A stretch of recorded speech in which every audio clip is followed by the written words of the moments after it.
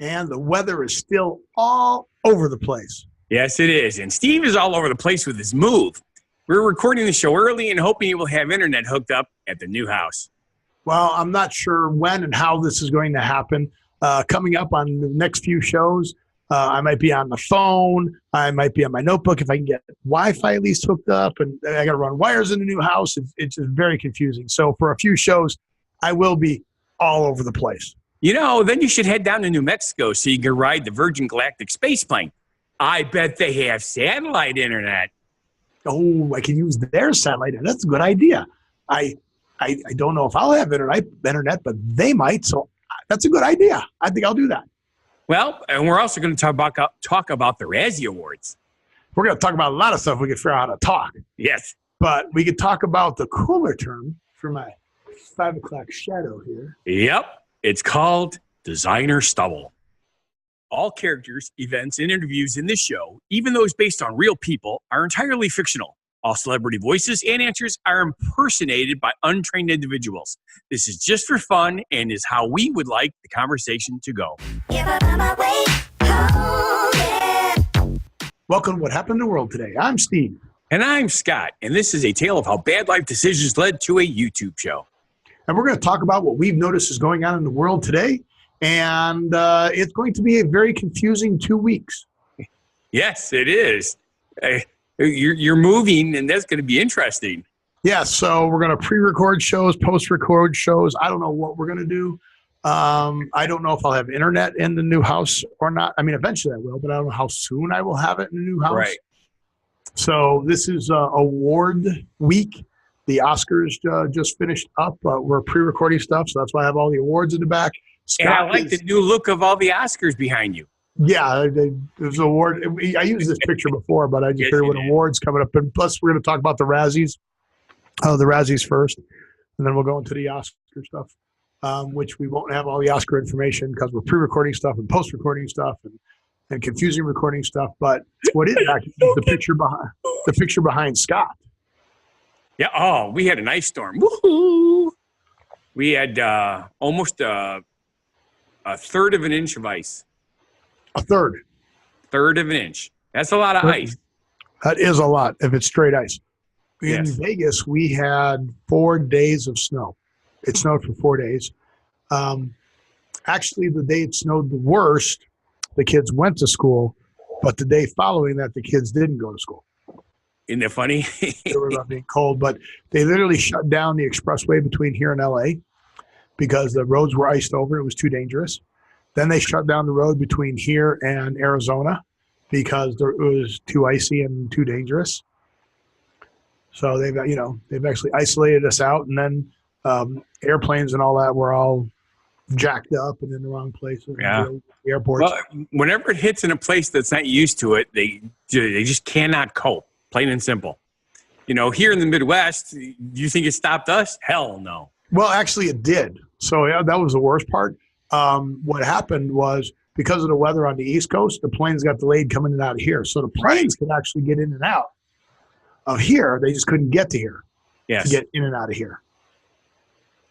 But there is a solution to that, which Virgin Galactic is going to solve with their space planes. Sure. You don't have to worry about any kind of weather. You just go into outer space. How is that for a segue? Now, we've talked about this on many different shows because we're both nerds and we both like outer space stuff. But the cool thing is they finally had a passenger on board when they hit the outer atmosphere. Yeah, a paying? Was this guy paying? Nope, it's actually a training mission because I think it's a female too. I think she's training to be an astronaut. Actually, she got wings for doing it. So Virgin Galactic plane reaches space with first passenger on board. Yes. So astronaut trainer. Yeah, she's a trainer. Right. Beth Moses tagged along for a ride. So 51.4 miles. For the second time this morning. 51.4 miles altitude is considered to be the start of space for most people. I like how they clarify that. Apparently some people think it's a little higher than that. Yeah. So Beth Moses is the chief astronaut instructor at Virgin Galactic, who flew along the vehicle's two space pilots. So I would think it's pretty important that if you're the astronaut instructor, Yes. you actually go into outer space. If you're going to train the people, you should know what they're training. And she's also Virgin's first female flyer. Now, I thought she got wings, but apparently I misread this. The two pilots received astronaut wings from the Federal Aviation Administration, but I guess she did not because she wasn't actually flying. She wasn't a pilot. But if she did Red Bull, she could get wings. That's right. Red Ooh. Bull wings. I wonder if they'll serve Red that. Bull, Red Bull. So, but I love the picture here too. You can see this. It's really, really cool. well, I don't know if I'd like to be sharing it, so you can't do that. Oh, I shouldn't say things like that. But yes, there's 3 crewmen. 3 crewmen. That's what it says. Picture of 3 crewmen. 3 crew members during the flight test. 3 crew members. Yeah. Was her and then the 2 pilots. 2 pilots, yeah. Yeah. So, but I'm looking forward to it. I don't know if the price will come down or we'll get lucky, we'll become wealthy enough to be able to afford it. But if it becomes affordable while I'm still healthy enough to do stuff, that's something I would like to do. Yeah, so the thing is, I guess it can change how its wings work. So that it's a rocket, and then then it can open the wings and glide back down or something. And you have to get some footage on this because it's pretty cool. Yes. There's no doubt about it. I'm so glad that we're finally going back to space. Yep. But today, when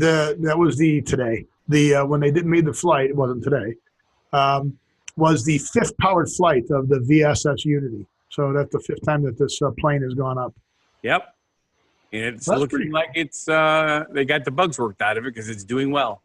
Yep, and they're going to fly it out of New Mexico, the Spaceport America down in New Mexico. Hey, that's not too far from you. So, nope, that's where we're going to fly it out. Official date hasn't been set for the move. However, Virgin Galactic founder Richard Branson said that he hopes to fly on the VSS Unity by the summertime. He didn't say what year, though. See, that's a classic thing that like, programmers use. You know? What year? So, but summertime, I'm hoping of this year. That'd be cool. But they want to do it on the anniversary of the Apollo 11th moon landing in July. So that could be very cool. Yeah, I agree. But that's pretty positive. So let's move on to our genuine positivity message.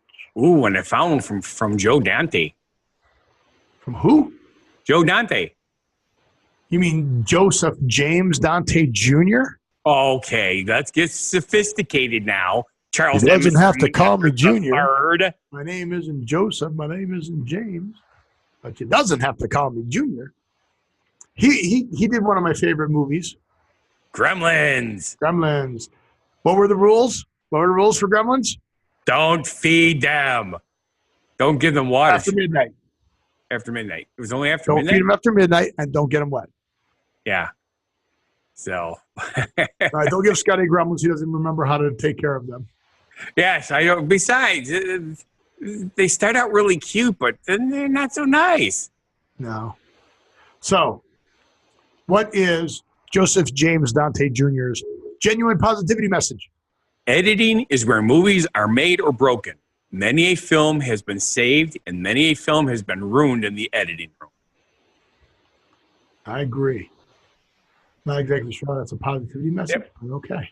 Well, yeah, you're probably right. But since we were talking about the Razzies next, I thought I'd do something about film. And it's sort of like life, though, if you think about it. There's many times where you have a discussion about something and you change what you were planning on. And sometimes it works and sometimes it doesn't, just like in life. Cool. So to make this a positivity message, edit your life. Don't give up. Edit your life. Edit your life and don't give up on it. All right. I like that. It'd be better to have positivity messages than your positivity message. Well, the one that I will create sometime this week, I think I'll do better. Okay. All right, now we get to one of my favorite things, the Razzies. I love the Razzies. Do you really? Yeah, because most of the time, the stuff that they really razz on, it turns out to be movies I actually like, which kind of drives me crazy. But in this particular instance, I pretty much agree with them. Really? Really? Well, I am not a fan of see, now we talked about this earlier because I wanted to make sure that I had it. I keep saying, is that Will Smith? Will Ferrell. Will Ferrell. Will Ferrell. And John C. Reilly. They've done all those. They did Ricky Bobby. Yes. Thank you, baby Jesus. I am not a fan of his or them as a team. I know that people who like them don't diss me for not liking them. It's just if we all like the same things, it would be a boring planet. Right. No, there'd be one person everybody like. Yeah. So, but I know you're trying to go somewhere with this. I didn't want to interrupt you, but I'm not sure where you're going. I don't know where I'm going either. So, anywho, worst picture from the Razzies, Holmes and Watson. Here's what's interesting about this. Not only are they saying it's the worst picture, we're gonna do a little bit of bouncing around here. They also get nailed for worst remake, ripoff, or sequel. They get nailed for the worst director. And I thought I saw them down farther as a. Well, it says they dominate the Razzies, yeah. So. Razzies. Oops, wrong button. Close that. So, worst picture, worst director. They didn't get worst actress because they're two guys. Right. Worst actor, they didn't get that. We'll come back to that. Worst supporting actress, they didn't get that. Worst supporting actor, they did win that. John C. Reilly for supporting, who won that. Worst screen couple, they should have got that, but they didn't. Worst screenplay, 50 Shades Free. Yes. And then they made it for the worst remake. Holmes and Watson. Amazing, isn't it? So, but it's pretty bad. The worst actress, and I have to agree with this also, Melissa McCarthy. Because of this movie, okay, so first off, I didn't even know this movie was out. There's two movies. You won for both. Well, the Happytime Murders. Yep. I didn't even know this was a movie. The tagline for the Happytime Murders is The Happytime Murders, Sex, Murder, and Puppets. Exactly. And, of course, the other one was Life of the Party, which is also sex and everything. Yeah, but it's just, okay, so ready? Here's a description of Happytime Murders. When the puppet cast of the 90s children's TV show begin to get murdered one by one, a disgraced LAPD detective turned private eye puppet takes on the case. Turned private eye puppet. What? Maybe she got turned into a puppet in the movie? Well, no, they show her next to the puppet. I'm like very confused. I've not seen the movie. I have not either. But and what's really funny is I do like her in other movies. She's one of those people that likes to push the limit of stupid humor. And sometimes it works and sometimes it doesn't. Well, this just seems like a push stupid just too far. This should be like a VHS release. Right. They should release this on a VHS. No, Betamax. No, VHS. I'm gonna run the. Wait. Where's audio? How do I get audio? Let's mute. I gotta skip this ad, but I can't skip the ad. I have to watch the ad first. So I'm just trying to see if this is. Wow, I drank my whole. Oh my God! Even the video.